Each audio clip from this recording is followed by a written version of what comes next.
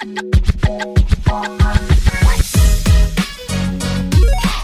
Everyone, welcome back to my YouTube channel. मेरा नाम है अंकिता शर्मा और मैं आ गई हूँ एक और नए वीडियो के साथ। आज मैं बात करने वाली हूँ पब्लिक प्रोसिक्यूटर्स, मतलब कि सरकारी वकील। ये टर्म आपने ज़रूर सुनी होगी, अगर नहीं सुनी है तो आज हम उसी के बारे में डिस्कशन करने वाले हैं। वीडियो में आपको हर एक चीज़ जो है वो क्लियर ज़रूर हो जाएगी पब्लिक प्रोसिक्यूटर्स के बारे में। तो आपको सेक्शन वाइज कि हाँ ये वाला सेक्शन आपका राइट है, आप बोल सकते हो, आप कोर्ट में जा सकते हो, आप किसी पर्सन के अगेंस्ट जो है वो एक्शन ले सकते हो अगर आपके साथ कुछ कोई ऐसा करता है। ये वाली चीज़ें आपको पढ़ने में, वीडियोस में, हर जगह आपको मिल जाएंगी। लेकिन यहाँ बात आती है कि सेक्शंस तो हमें पता है कि लॉ में बहुत सारे ऐसे सेक्शंस हैं जो हमारे राइट्स के बारे में बात करते हैं। जब कुछ गलत होता है हम कोर्ट में जा सकते हैं, but what is the process, court में जाना कैसे है। तो प्रैक्टिकल चीज़ों को लेके मैं थोड़ा सा बात करती हूँ अपनी वीडियोस पे और कोशिश करती हूँ कि आपको एक मोटिवेशन मिले, आपका थोड़ा सा कॉन्फिडेंस बिल्डअप हो, ताकि आप कोर्ट में जाने से डरे नहीं, बल्कि आपको पता होना चाहिए कि हाँ दिस इज़ द प्रोसेस और इस तरह से ही जो है वो कोर्ट में मैटर को प्रोसीड किया जाता है।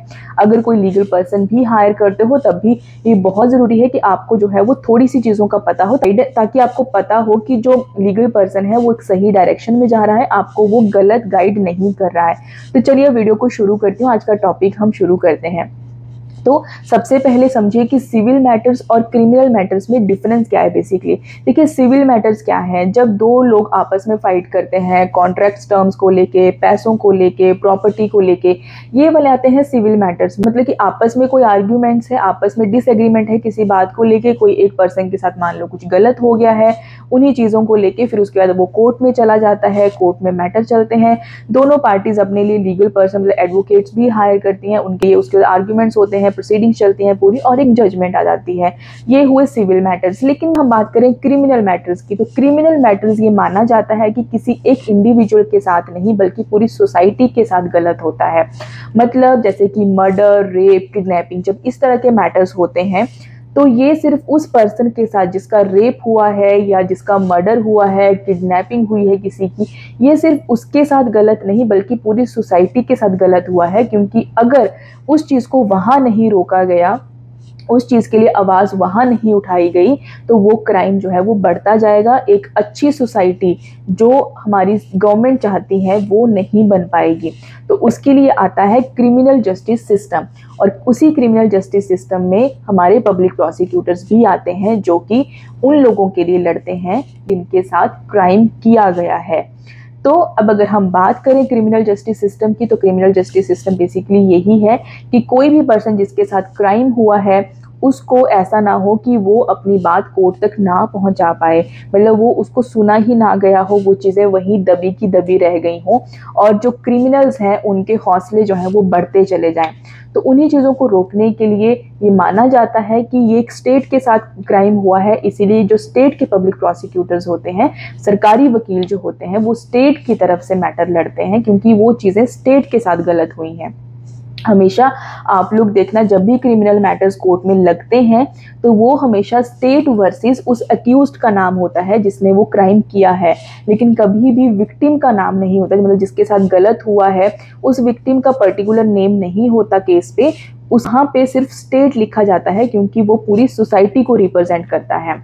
तो इसीलिए जब भी आप अपना मैटर लेके पुलिस के पास जब एफआईआर रजिस्टर करवाते हो, तो आप लोगों को एफआईआर रजिस्टर करवाने से पहले ये नहीं सोचना कि एफआईआर रजिस्टर करवाएंगे फिर मैटर कोर्ट में जाएगा तो आपको एडवोकेट भी हायर करना पड़ेगा। नहीं, क्रिमिनल मैटर्स में हमेशा जो पब्लिक प्रोसिक्यूटर्स होते हैं वही पार्टीज को रिप्रेजेंट करते हैं, मतलब जिसके साथ गलत हुआ है, जिस पर्सन के साथ वो मर्डर, रेप या उसकी फैमिली अगर केस करना चाहती है तो उसके बिहाफ पे जो सरकारी वकील होंगे वो जाके मैटर लड़ेंगे। आपको कोई अलग से एडवोकेट हायर करने की ज़रूरत नहीं होती। तो अब थोड़ा सा प्रोसेस अगर मैं आपको समझाऊं, तो आप जैसे एफआईआर रजिस्टर करवाते हो उसके बाद पुलिस का काम शुरू होता है। पुलिस इन्वेस्टिगेशन करती है, जहां पे उसको खुद इन्वेस्टिगेशन करने की पावर है वहां खुद से करती है। अगर मैजिस्ट्रेट से जाके पहले परमिशन लेनी है तो परमिशन लेगी, उसके बाद जो है वो इन्वेस्टिगेशन करेगी। किसी पर्सन को अरेस्ट करना है अरेस्ट करेगी।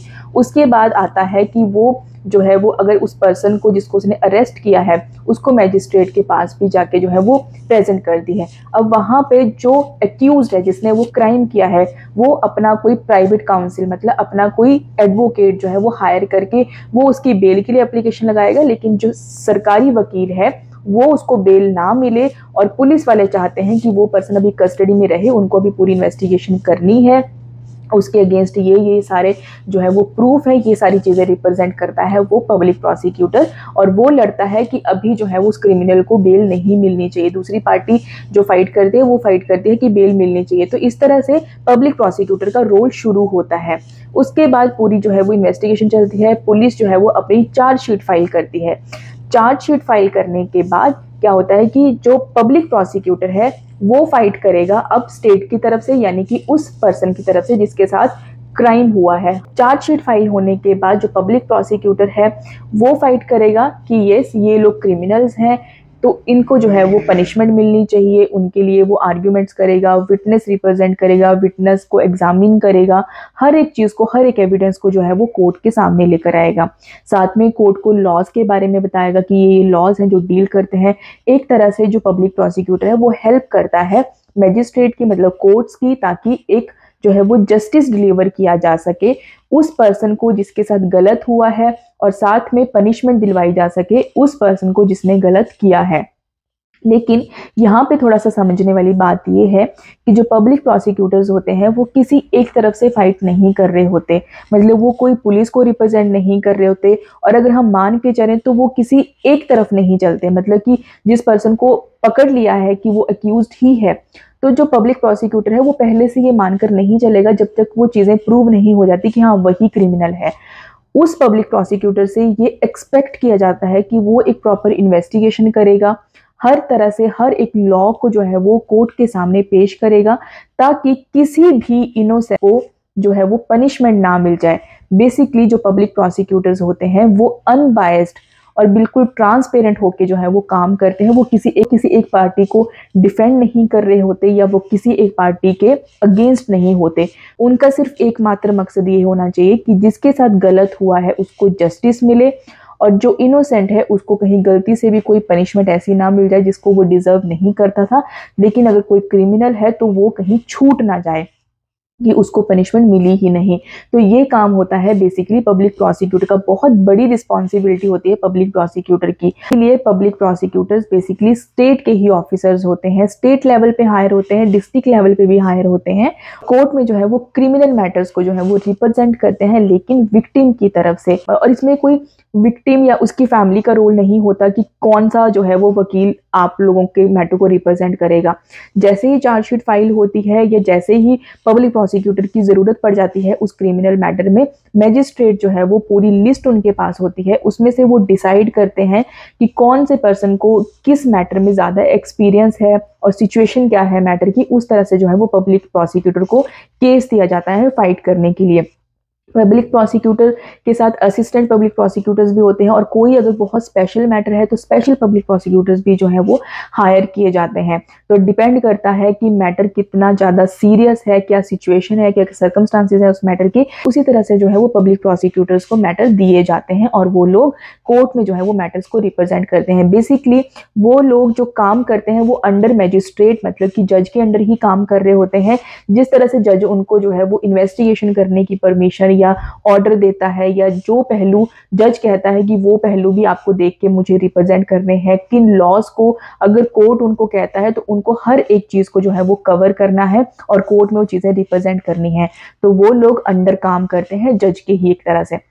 तो पब्लिक प्रोसिक्यूटर बेसिकली जस्टिस दिलवाने के लिए और सोसाइटी में लॉ एंड ऑर्डर जो है वो मेंटेन रहे, इस चीज के लिए काम करते हैं। तो आई होप आपको थोड़ा सा कॉन्सेप्ट जरूर क्लियर हुआ हो। यहाँ आपको समझने वाली बात है कि सरकारी वकील का काम कब शुरू होता है, और दूसरा आपको ये बताना कि जो क्रिमिनल मैटर्स होते हैं वहां पे आपको खुद से जो है वो किसी को हायर करने की जरूरत नहीं पड़ती। तो कभी कोई मर्डर हो, कभी किसी का रेप हुआ है, या फिर कुछ लोगों को लगता है कि कौन अदालत के बार बार चक्कर काटे, पैसे लगेंगे, पैसे कहाँ से देंगे वकील को, तो क्रिमिनल मैटर्स में आपको इस चीज़ की चिंता करने की ज़रूरत नहीं होती है। सिर्फ और सिर्फ आपको अवेयर होना है कि कोई भी ऐसा मैटर अगर आपके साथ होता है, आपके आसपास होता है, तो सिर्फ FIR रजिस्टर करवानी है। अगर नहीं सुना जाता है आपकी FIR को, तो उसके ऑलरेडी एक वीडियो में आपको मैं बता चुकी हूँ कि आपके पास अदर ऑप्शंस क्या क्या होते हैं। बस आपको किसी भी तरह से अपना मैटर जो है वो रजिस्टर करवाना है, और उसके लिए जो भी ऑप्शंस आपको लेने पड़े आपको वो सब ऑप्ट करने हैं। उसके बाद का सारा काम जो है वो कोर्ट का है और आपका जो पब्लिक प्रोसिक्यूटर है वो आपके लिए फाइट करेगा। और अगर हम बात करें कि क्रिमिनल जस्टिस सिस्टम क्या है, क्रिमिनल जस्टिस सिस्टम में बेसिकली आपकी पुलिस आती है, आपकी जुडिशरी आती है, आपका करेक्शन जो एडमिनिस्ट्रेशन है वो आता है। मतलब कि एफआईआर रजिस्टर कराओगे, जुडिशरी में प्रोसीडिंग चलेंगे, उसके बाद पर्सन जो है वो जेल में जाएगा ताकि जो उसका कंडक्ट है, उसका बिहेवियर है, उसको पनिशमेंट के तौर पे उसको सुधारने की कोशिश की जा सके। तो ये है बेसिकली इंडिया का क्रिमिनल जस्टिस सिस्टम। तो आई होप आपको वीडियो थोड़ी सी यूजफुल जरूर लगी होगी। अगर लगी है तो लाइक करना, शेयर करना, कमेंट करके जरूर बताना। और इसके अलावा कोई और टॉपिक आपके माइंड में हो तो वो भी मुझे कमेंट करके ज़रूर बताना। मैं तो आपके लिए वीडियोस लेकर आती ही रहूँगी, जिससे आपको थोड़ी सी भी अगर हेल्प मिलेगी तो मेरा जो है वो वीडियो बनाने का पर्पस पूरा हो जाएगा।